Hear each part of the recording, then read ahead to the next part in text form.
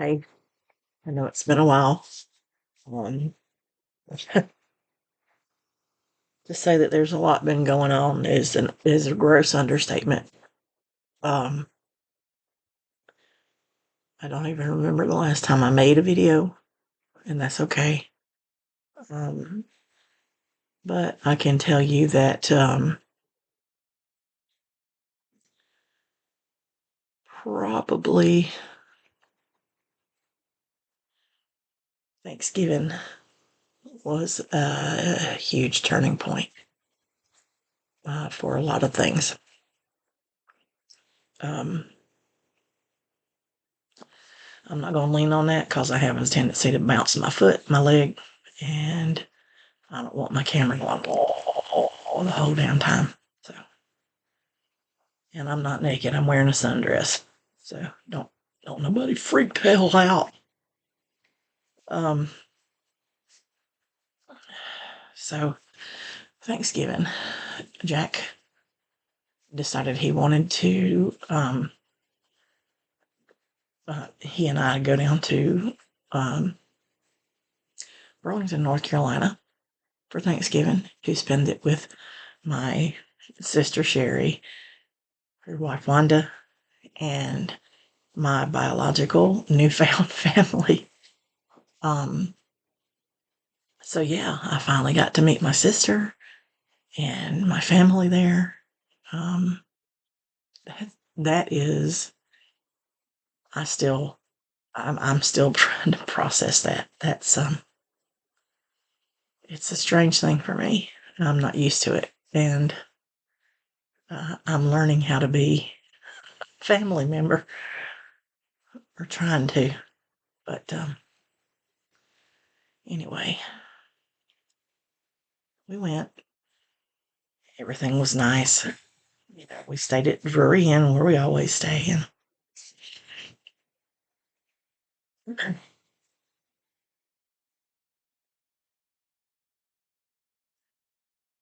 day before Thanksgiving, Wednesday, was the day that we left to go down. My mother-in-law, Carolyn, had her Thanksgiving on Wednesday with some friends from her church that she's really close to and cared a lot for. And so she was just going to chill out on Thanksgiving Day, and just enjoy the quiet time. And that Sunday before, I had taken her some food. Thank God I did. I'll go into that later. But I took her some food and a couple of things. And I got ready to leave, and I hugged her and kissed her on the cheek. And I was headed to get back in the car. And she said, well, you don't have to rush. And she's never said this. She said, you don't have to rush off. You can stay and visit for a while. Well, I had packing and all that shit on my mind. And I said, honey, I'm sure I'll see you before we leave on Wednesday. It's okay. I'll see you again. I love you. And she said she loved me too. And she watched me pull out like she always does. So everything goes along. La, la, la, la, la. We get down to Burlington. We unpack the car. We check in. We get a shower. Because, you can take a shower before you go anywhere. But if you're in a car for 5, 6, 7, 8 hours, you want another one when you get out of it because you feel like you have ran a marathon. Even if you've done nothing but sit in the air condition, or the heat in this case. But we went over to Sherry and Wanda's, or I did. Jack went to bed. He was tired. He drove. I think we both drove. We took turns on the way down and back. Anyway, so the next day is Thanksgiving. We weren't really all that worried about Carol because Linda insisted, which is Jack's sister, she insisted that she was going to go and have Thanksgiving with Mom. But she's called Carolyn all week long make sure you go to the store and you get pie crust, and make sure you get pie filling, and make sure you get whipped cream, and make sure you get la la la la la la. All this shit. Carolyn was 86 years old and couldn't see and should not be driving. But anyway, this bitch, oh God, don't even get me started on her. She's a crazy in-law. She's the crazy in-law, period. And so on Thanksgiving, um, I don't know, I call her my sister. She's Sherry's half sister. And Sherry and I are half sisters because we have the same father. She and this sister are sisters, half sisters, because they have the same mother. Her mother remarried. So I have one sister that is younger than me. All of my other siblings, Greg, Steve, and Teresa, have all passed. There's one other one that is missing in action. He doesn't have anything to do with anybody. He's the oldest. He's from a completely different relationship. He was the first one born. But I was invited to go to her house for Thanksgiving dinner, and I went, and I had a great time. I got to see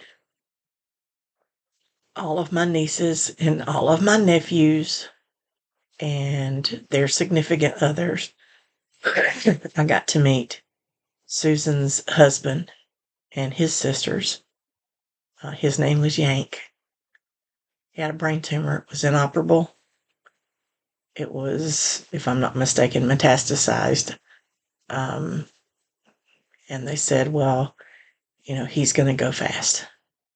I'm glad I got to meet him because we had 2 or 3 conversations while I was there.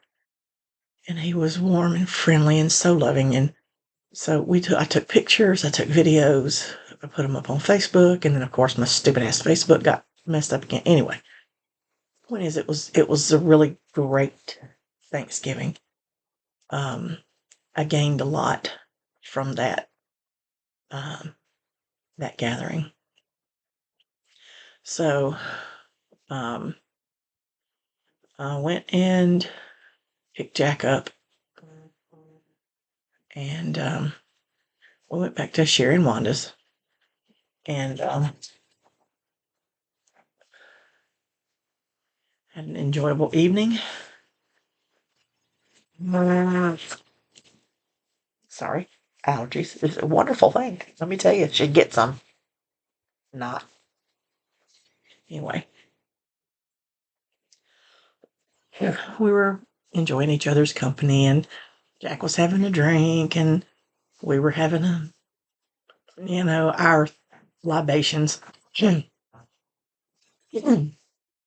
then all of a sudden I get this phone call from Linda, Jack's sister. She never calls me. She calls my cell. And she didn't really say anything. She just said, hi, April. Can I speak to Jack? I said, yeah, hold on a minute. So I gave him the phone. And Jack, I could immediately tell something wasn't right.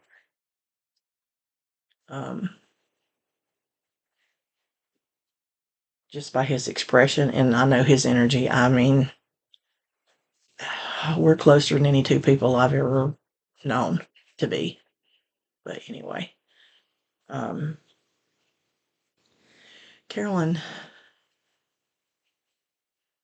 and I don't know, the whole thing is fishy, and I'm not going to get into it, but Carolyn had taken a fall in the garage.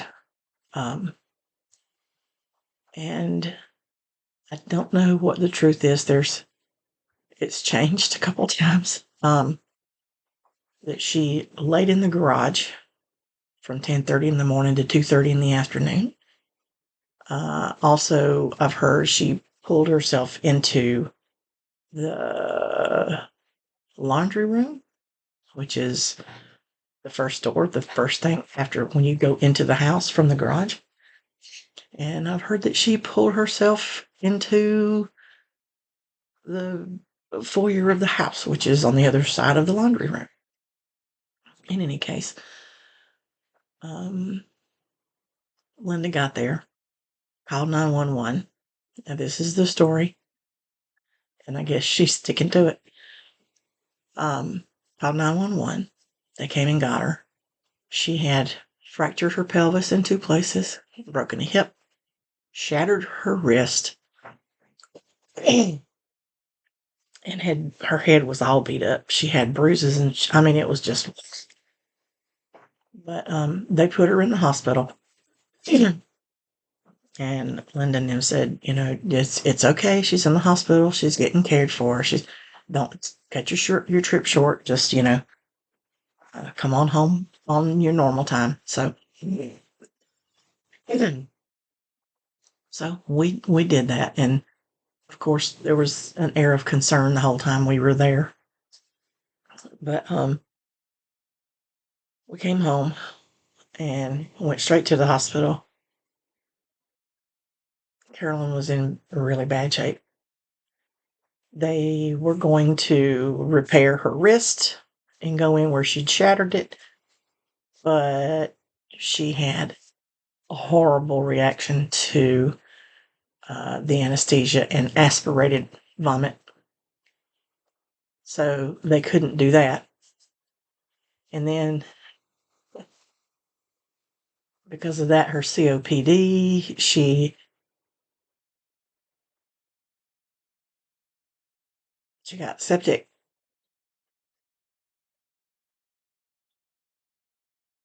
They wanted to take her to UC, University of Cincinnati, to help fix her.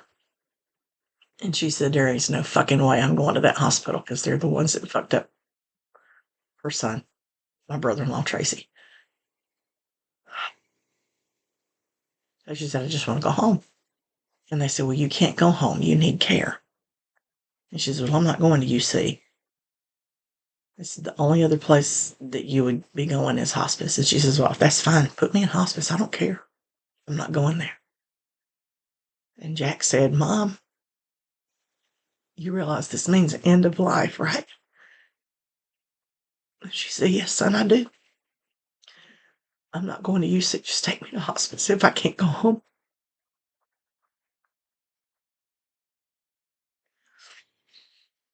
So, I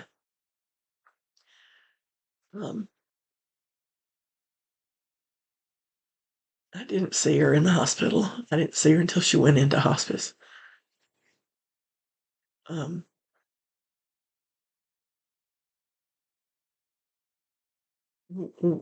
We went, and the first night she was there, and it was about midnight, I guess. And Jack said, Mom, will it be okay if I go home? And she said, no, don't go. So we stayed. I came back home and got some stuff, pajamas and all that stuff. And so we stayed.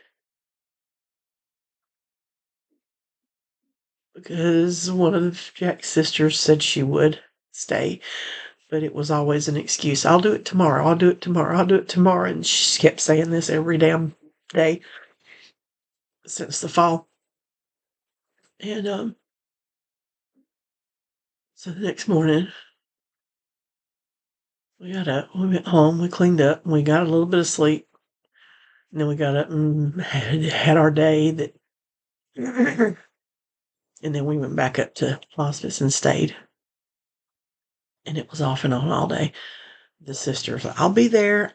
I won't be there. I'll be there. I won't be there. I'll be there. I won't be there. And the other sister, we didn't even see her. She didn't come there.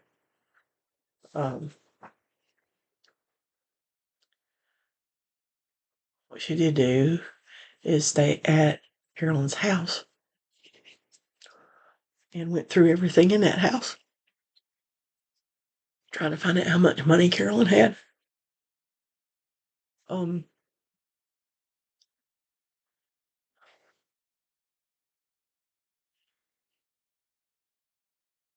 well, the one sister was supposed to come and stay, and she him and hawed and him and hawed and him and hawed, and she didn't come and stay. And Carolyn was she was out of it. She didn't know we were in the world. She didn't know she was in the world. So we just came home and went to bed.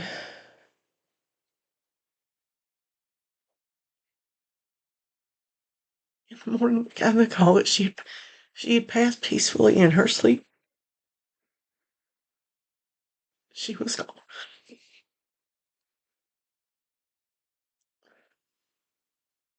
Sorry.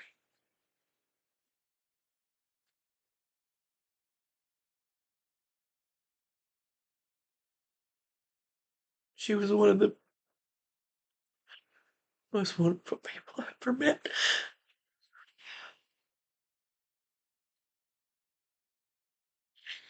And then the crazy started immediately. They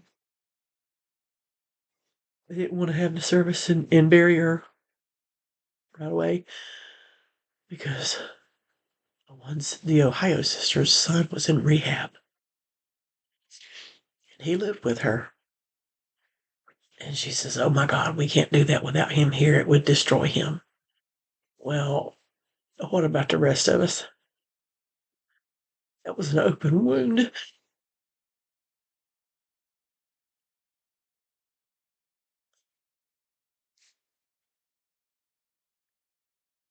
So December 20th, finally, I remember we're talking Thanksgiving when she fell.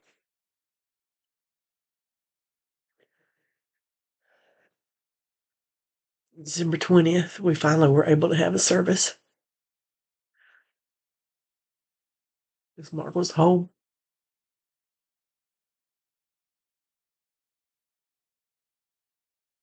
While we're in the service, the music director from Carolyn's church, he played some music. Of course, Erica played while everybody was meandering around at the beginning. And she's classically trained. She's very good.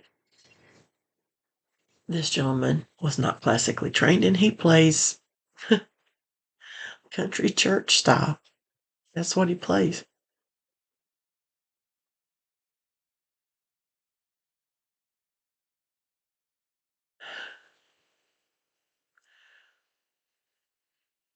The Ohio sisters, husband and daughter, sat there while that man was playing for Carolyn and laughed and mocked and made fun of how he played.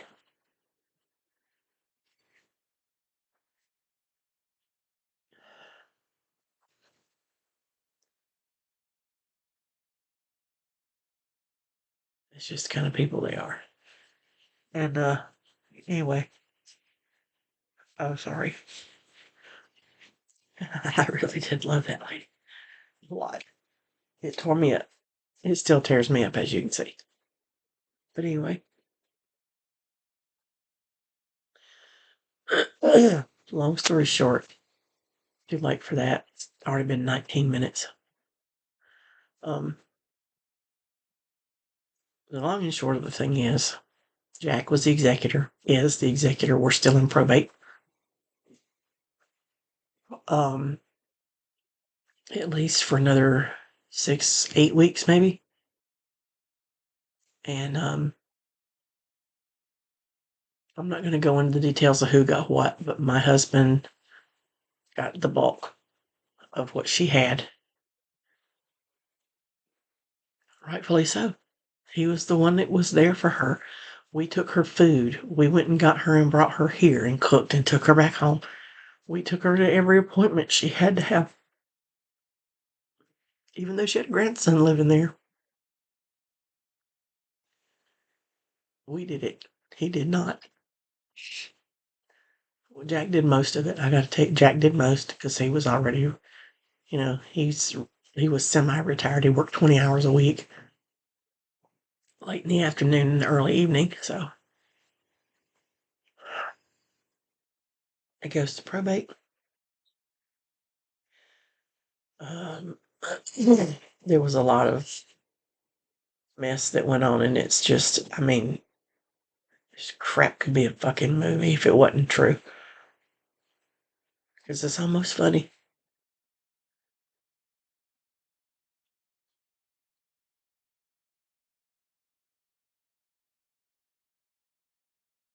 You know,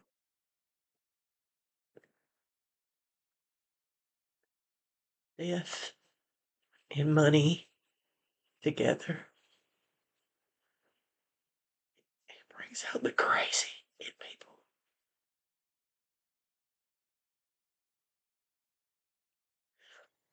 They say and do the worst things,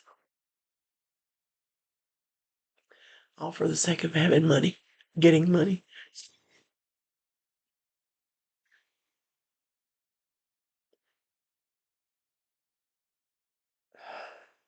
But yeah, so there's that.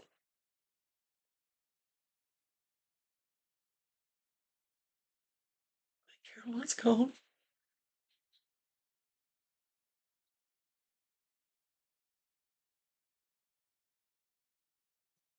This that lady.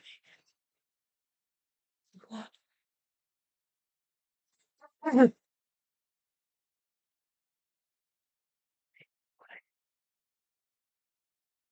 So that's really been probably the biggest thing.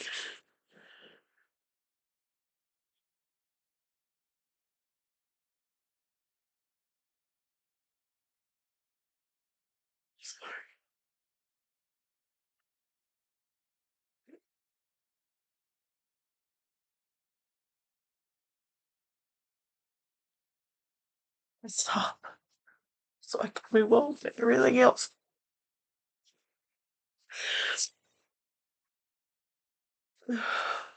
Okay.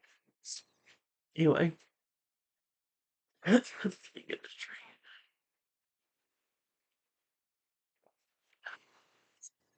Anyway, during this time when we were in, no, wait, I take that back. Jack had promised that we would, since I got to go on for Wanda's birthday in February, he says, well, it's only right that we go for Sherry's birthday, so we'll both go back in May. So we did. And I had been having so much trouble with Manjaro. I'd been on Manjaro for about a year. And my dosage was up to 10. And it was wrecking me. I was fucking sick as a dog, and I mean it was bad. So I called my doctor. I said, no, I can't do this. My sugar was dropping. It was bottoming out. I had to play with my medicine to get it so it would stabilize. And I said, you know what? And Jack said, honey, he said, who gives a shit about the weight? Who gives a shit about the weight?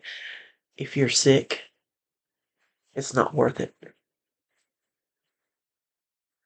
He says, and I see you are. It's not worth it.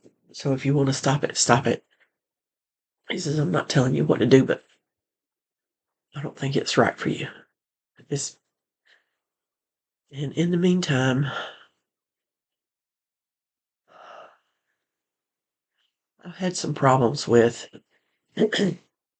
some neurological things that have um, that have come up or have been affecting me since the fall from the horse back in March the 12th, 2006. I'll never forget that day.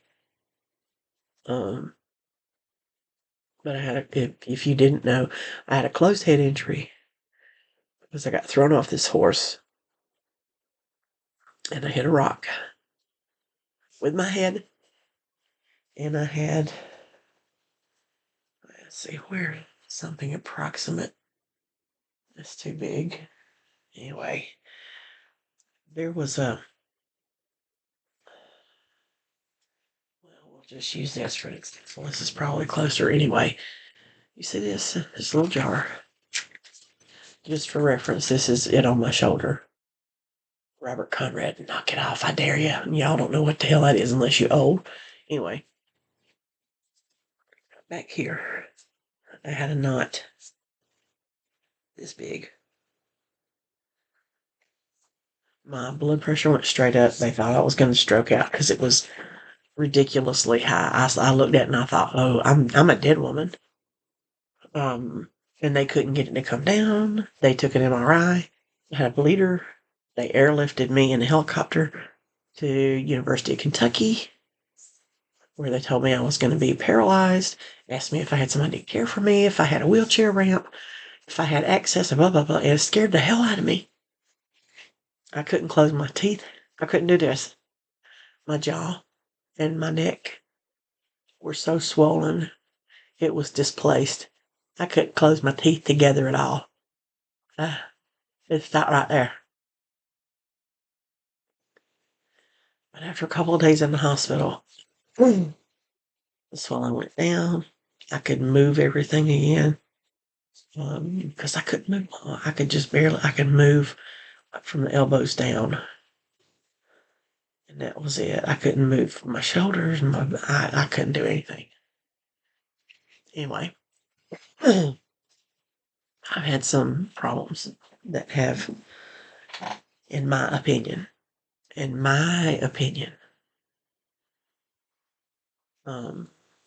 have stemmed from that. Because there are problems that I never had even the slightest. I mean, I had them before then. I had what they call now an eidetic memory.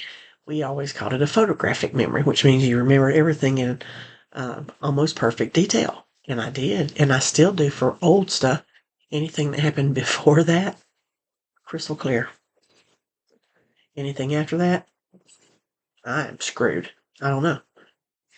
Hell, even when I wake up in the morning, I'd get out of the bed and I'd try to walk forward and I'd walk sideways like a crab.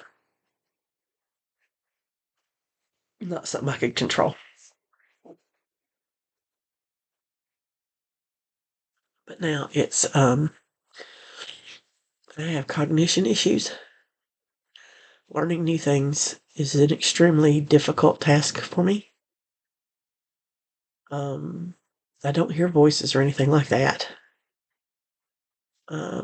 But I do have apparently manufactured memories, false memories. I have no balance. My balance is awful. Can't even close my eyes in the shower, so I take a bath. I don't even get in the shower anymore.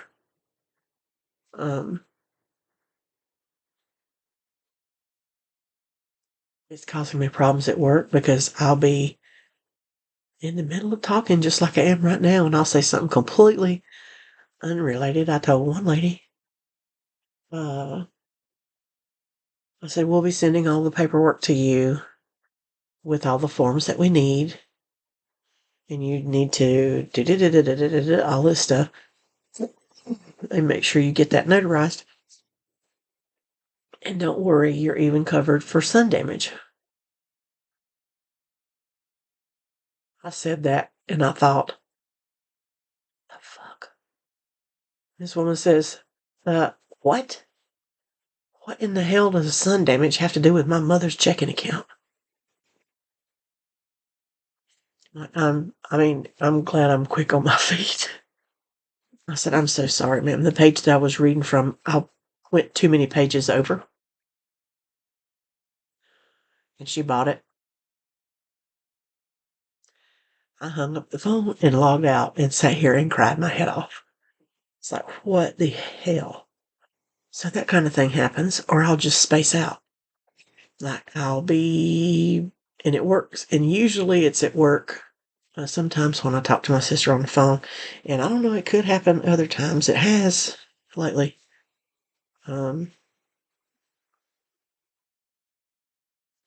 Anyway, yeah, it's got me pretty scared. 'Cause I feel like I'm losing my mind. I feel like I'm crazy.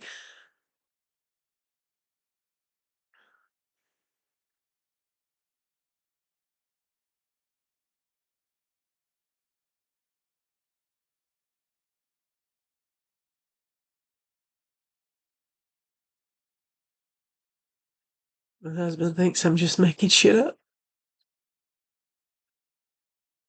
or that I'm exaggerating.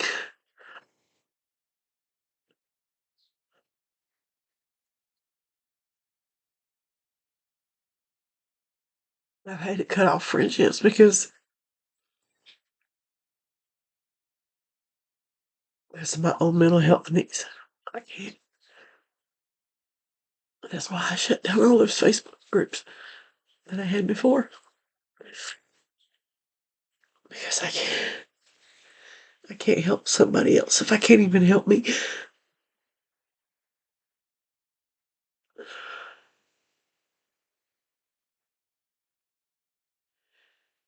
Anyway, I've had some friends that were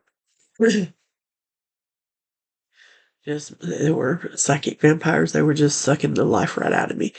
Every time I went around them, it was always negative, negative, negative, negative, negative. I mean, and they just bombarded me. And this friend had an adult child that lives with her, and he's mentally ill, undiagnosed. I'm telling you, I think he's paranoid schizophrenic. That's just me, but I was married to a paranoid schizophrenic that was undiagnosed for 15 fucking years, so I know what it looks like. And he is. Anything to better the situation, it's always an excuse. Can't do it, can't do it, can't do it, can't do it, can't do this, can't do that, can't do that. And I'm like, well, you know what? Then just get used to being fucking broke, okay? That's all I can tell you.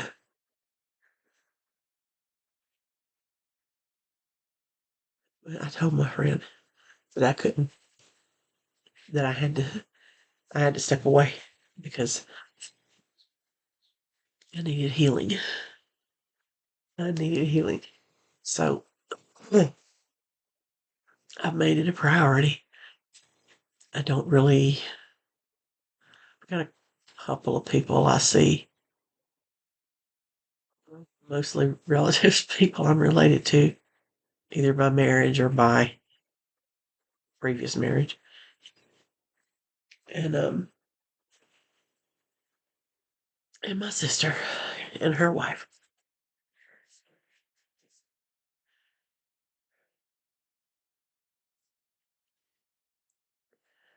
Um,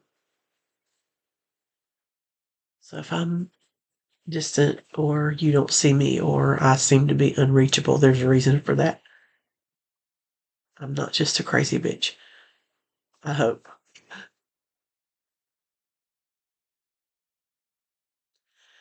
So,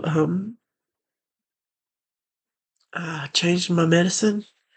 I got off the Manjaro. I stayed off of it for about a month, a little over a month, maybe. Well, no, it was a month. So I saw my endocrinologist, my diabetes doctor, and he put me on Ozempic. I took my first dose this weekend. I could already feel its effects yesterday, but today I really feel it. Um, the thought of food makes me want to hurl. I made myself a pizza for breakfast, for lunch, whatever. Just a little frozen, you know, Tony's pizza or whatever the hell it is. The little cheapy ones, in the bag, red bag. And I made it. And I usually will eat two because they're little. Well, I couldn't even finish one, which is good because I didn't need to. um, so hopefully this will work better. But I'm concerned about this brain stuff. My boss says he thinks it's stress related. Because when I get really stressed, like when we're extremely busy and calls are rapid fire back to back without you can't even stop and take a breath. I mean, because you're still saying you're closing, have a nice day or whatever the fuck you're saying. And there's already a beep beep in your ear because there's another fucking person right there. Because they were standing on the shoulders of the one you just talked to. And as soon as they dropped off, these people jumped in their place. And you don't have time to go, what the fuck? And there's my thing telling me that my sugar's high because I just ate. Do-dee-dee, do-dee-dee. Your sugar is 252. Well, yeah. 250 is the danger zone. It's 252. I just ate. Anyway.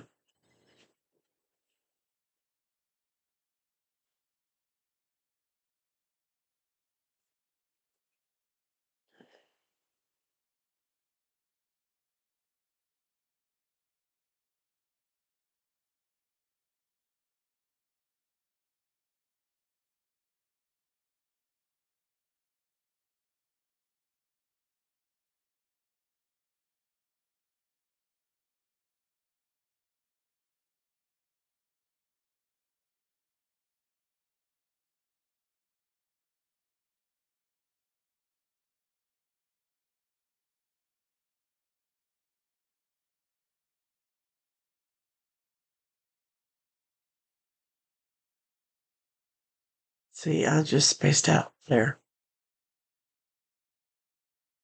That happens. I was on the phone and almost went to sleep in the middle of a call. It was just like I was looking for something, and the next thing I know, I'm coming to where I've kind of done this, you know.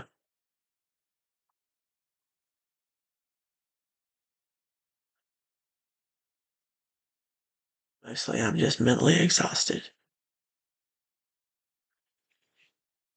I did good. I finally hit the 100-pound mile, or not mile, 100-pound lost goal.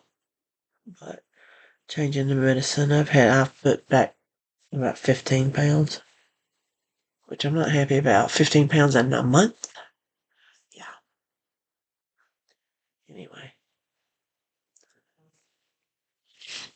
let me see what else I had on here that I wanted to mention.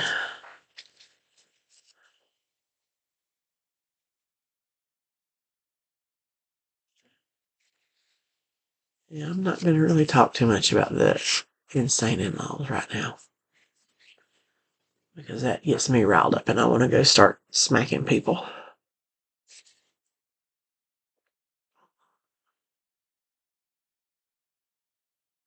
Anyway, that's just a quick, if 40 minutes is called quick, um, kind of a bringing you up to speed a little bit. Um, on what's going on, and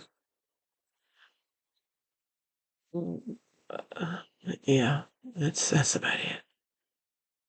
But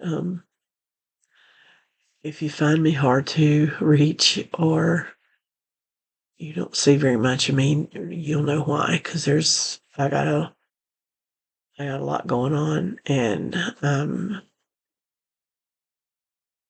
mentally and emotionally. I just want to go lay down and go to sleep and not wake up again until Rip Van Winkle shows up and says, "Get your ass up." Because I'm just so tired. Not physical tired. Tired. It's putting some age on me. Put some age on my husband.